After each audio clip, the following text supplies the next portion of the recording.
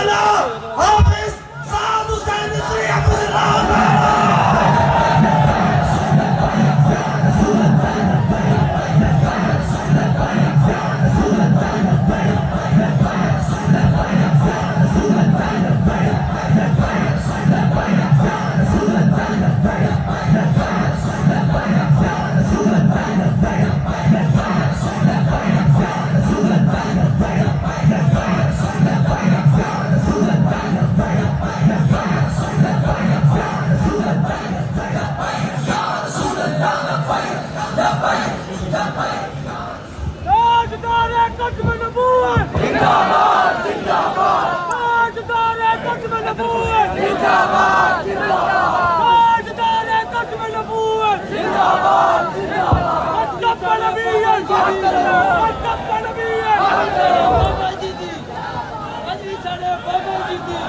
अल्हम्दुलिल्लाहि रब्बिल आलमीन वस्सलातु वस्सलामु अला सय्यिदिल अंबिया वल मुरसलीन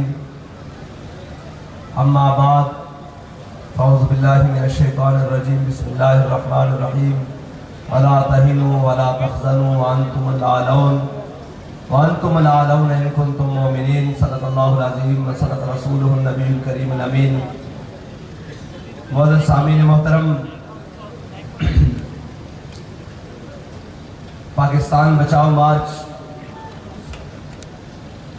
अपनी मंजिल की तरफ गामजन है और जिस जज्बे और बलबले के साथ अहलियान सिंध ने तहरीक लब्बैक पाकिस्तान के इस पाकिस्तान बचाओ मार्च को वेलकम कहा, मरहबा कहा, इसकी नज़ीर पहले नहीं मिलती। इसलिए कि यहाँ से बहुत से लोग गुजर के गए हैं और बहुत से शायद आइंदा भी गुजरेंगे, लेकिन एक बात तय है कि मुस्तनद रस्ते वही माने गए जिनसे होकर तेरे दीवाने गए। मुस्तनद रस्ते वही माने गए जिनसे होकर तेरे दीवाने गए और लौट आए जितने फरजाने गए, ताबा मंजिल सिर्फ दीवाने गए। हम इक़्तिदार में बैठे हुए उस वक्त भी लोगों को कहते थे कि ये इक़्तिदार आने जाने वाली चीज है, ये आप अपनी औकात से बाहर ना हो, ये जो हथकड़ियां हैं, ये जेलें हैं, ये जुल्म, ये कलदम, ये तमाशे, ये तो हम बर्दाश्त कर लेंगे, ये तो मसला ही कोई नहीं। लेकिन जब बारी आपकी आएगी तो आप एक दिन भी नहीं निकालेंगे। बात वही बनी है, जितने महीने हमने जेल में निकाले थे इन बेचारों ने तो उतने दिन भी नहीं निकाले, उतने दिन भी नहीं निकाले।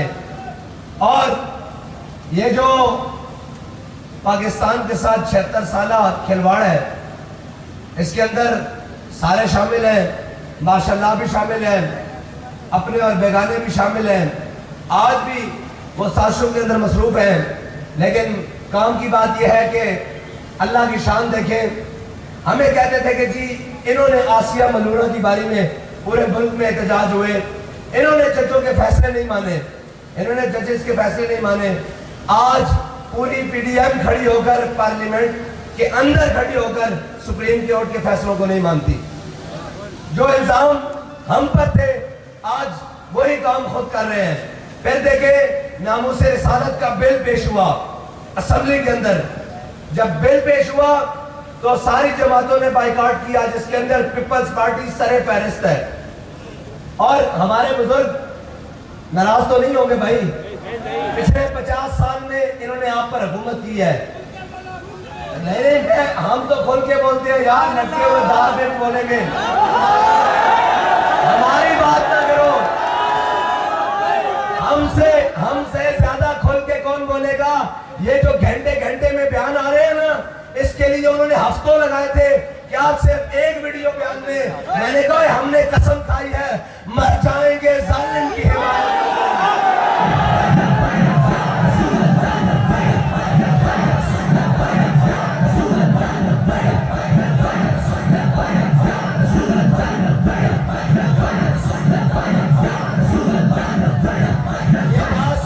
ये बात हमारा कोई कमाल नहीं है भाई, हमने उस शेर की कछार में तरबियत ली है, उनके साथ रहे हैं कि जब जेल हुई तो मैंने जेल में जाकर कहा, मैंने कहा अबर हम है, आपको मैं कहता था इतना सख्त बातें ना करें, ये बड़े जालिम है, इनके आगे कोई चीज नहीं। तो कहने लगे क्या हुआ है, ऐसी कुर्सी पे बैठे कहने क्या हुआ है, मैंने कहा अब आ गए जेल। उन्होंने कहा यार जिंदा में भी न गई शोरश अपने जुनू की, अब संग मदावा है शाशुफ्ता सरी का। हमें ये जेले शैले दाचार, हम सजाए मौत की चकियां भी देखा है और ये देखा है, हमें जेल में आकर एक ने धमकी लगाई थी कि ओए अब तुम जब बाहर जाओगे तुम्हारा सॉफ्टवेयर अपडेट होगा। मैंने कहा हम मोहम्मद अरबी के गुलाम हैं, तुम्हारी हार्ड डिस्क उड़ा के रख देंगे।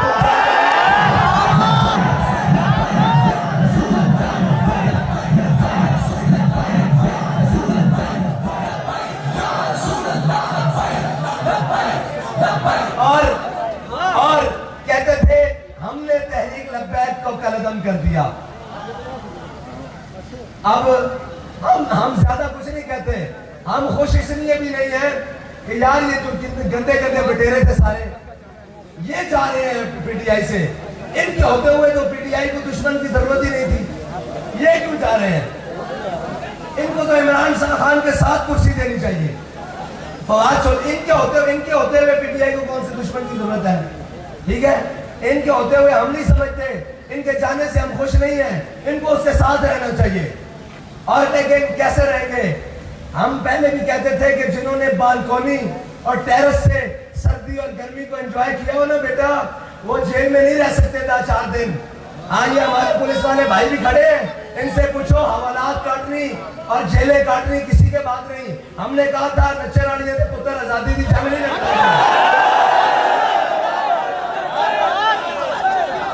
और शायद लोगों ने ये समझा था कि ये खाली जुमला कसा है, और भाई इनके बस की बात नहीं है। ये वही कर सकते थे, लोग समझते हैं कि 1947 में रात को ख्वाब आया सुबह पाकिस्तान बन गया और हमें ये मुमलकत खुदादाद पाकिस्तान हासिल हो गया। ऐसे नहीं हुआ। 1857 में यहाँ अंग्रेज आया और उसके खिलाफ हमारे बुजुर्गों ने, हमारी अवाम ने, हमारी कौम ने, ये नहीं, आपको पता है 600 साल उंदरुस में भी इस्लाम रहा है, लेकिन आज वहां इस्लाम का नाम लेने वाला कोई नहीं, इसलिए कि जब वहां मुश्किल वक्त आया तो वहां के उलमा ने, अवाम ने, कौम ने देश निकाला। लेकिन जब जहां मुश्किल वक्त आया बड़े सगीर में, तो हमारे उलमा, मशाइख, कौम भागी नहीं, बल्कि एक दिन में 300 फांसियां हुई और डराने के लिए सितम और जुल्म के चांदनी चौक में सर लटकाए गए, लेकिन कोई भागा नहीं, बल्कि अंग्रेज की 27 साल जेल गुजार कर भी कहा है मशक़ सुखन जारी और चक्की की मशक्कत भी एक तुरफा तमाशा है, हसरत की तबीयत भी, जो चाहो सितम कर लो और भी खुल के लो।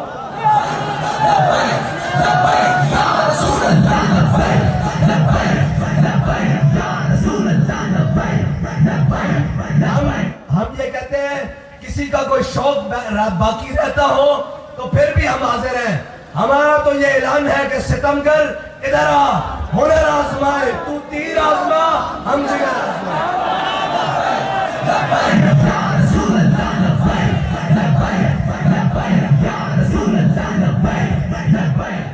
रही कहते हैं जी इनको सियासत करनी नहीं आती।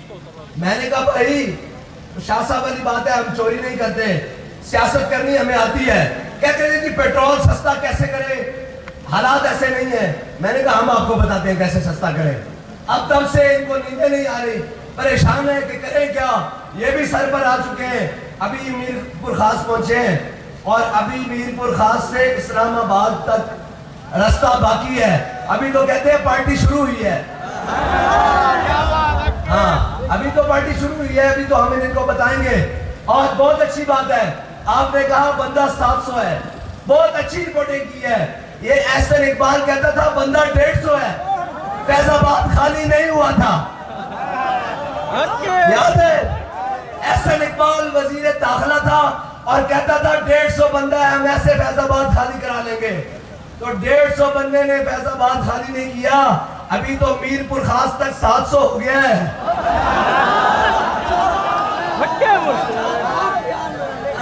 अच्छी बात है, अच्छी बात है।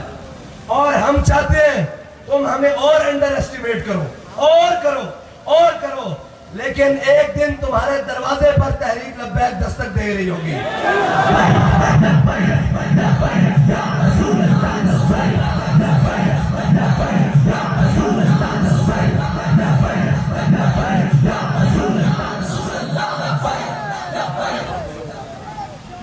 मैं एहलियाने सिंध खुसूसन मीरपुर खास वालों को कहता हूं कि 50 साल से एक पार्टी बरसर इक़्तिदार है, जो बस सकता है इनका।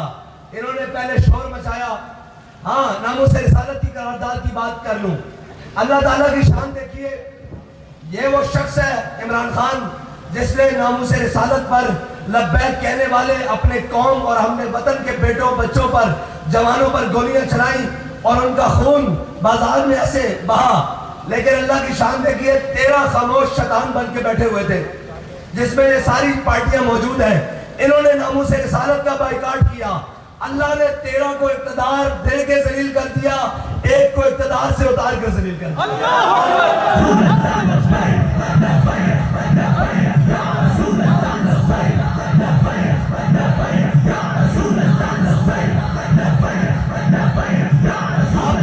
अब जब हम इनसे पूछते हैं कि एक 50 साल तजर्बाकार है, एक 35 साल तजर्बाकार है, मईशत दिन ब दिन तबाह हो रही है, मुल्क में लाकानूनियत बढ़ रही है और जनाब अमन तबाह हो रहा है, सियासी अदम इस्तेहकाम है, ये क्या वजह है?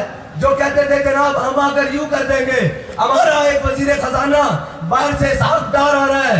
मैंने कहा इसहाक डार साहब नहीं, उनके वालिद साहब को भी कब्र से उठा के ले आओ, फिर भी तुमसे मईशत नहीं समझेगी। इसलिए कि हमारे बाबा जी ने कहा था, न तुम सदमे हमें यूं देते, न हम यूं फरियाद करते, न राज खुलते यूं सरबस्ता, न यूं रुसवाइयां होती।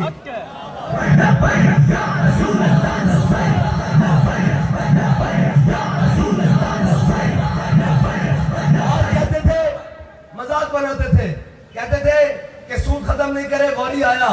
मैंने कहा बच्चू, वो एक वली की जबान से निकला हुआ है, तुम्हारे बाप को भी सूद खत्म करना पड़ेगा, वरना इस पाकिस्तान की बका का जामिन और कोई चीज रही नहीं है। कितनी बारी जाओगे IMF के दरवाजे पर? अब तो IMF ने, मैं बड़ी खुली बात कर रहा हूँ, ये लोग बंद कमरों में बात करते हैं, मैं इसलिए टांग पर रख के बात कर रहा हूँ ताकि किसको समझ आए। IMF ने आखिरी शर्त ये रख दी है कि एटमी प्रोग्राम को रोल बैक करो। मैंने कहा एटमी प्रोग्राम रोल बैक करने के बाद ऊपर से लेकर सारे तुमको यही कहीं सिंध के बाजार से चूड़ियां पहना देंगे, वो रख लेना। तुम शर्म नहीं आती इस बात को कि तुम IMF के दरवाजे पर, ये कौम रोजाना अपना कमा कर खाती है, किसी के दरवाजे पर नहीं जाती। ये हुक्मरान IMF के दरवाजे पर अपनी अय्याशियों के लिए जाते हैं, वरना आज तक जब से IMF के दरवाजे पर जा रहे हैं, ऑडिट कराया जाए कि कौम पर कितना खर्च हुआ है। ये तो इनकी अपनी अय्याशियों और बदमाशियों के ऊपर खर्च हुआ है। अगली बात, अगर तुम IMF के दरवाजे पर जाते हो तो बताओ कौम महंगाई के अंदर क्यों पिस रही है? IMF के दरवाजे के ऊपर जाने के बाद कौम को मिला क्या है?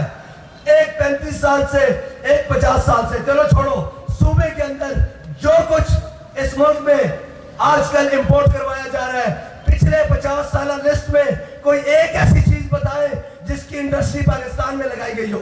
तुम हमें पढ़ाते हो कि मैशत नहीं आती।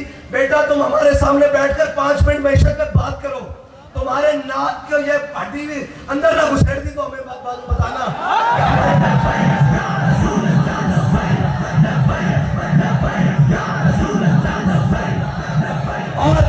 और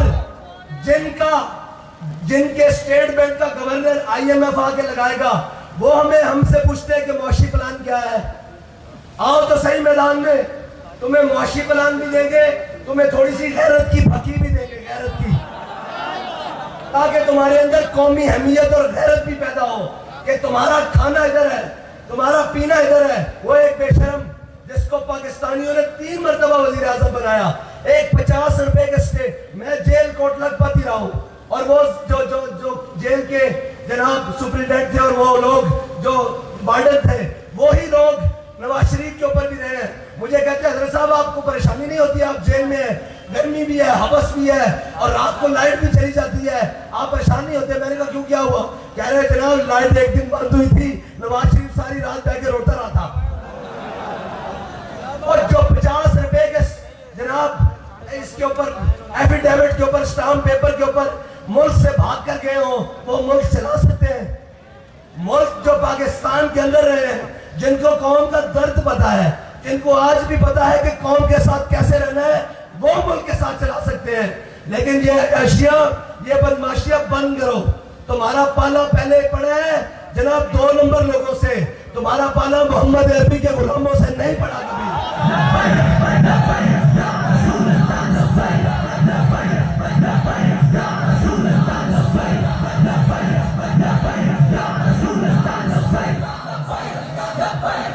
सियासत करने का सबको हक हासिल है, करो अपनी अपनी सियासत, लेकिन पाकिस्तान की बका के लिए।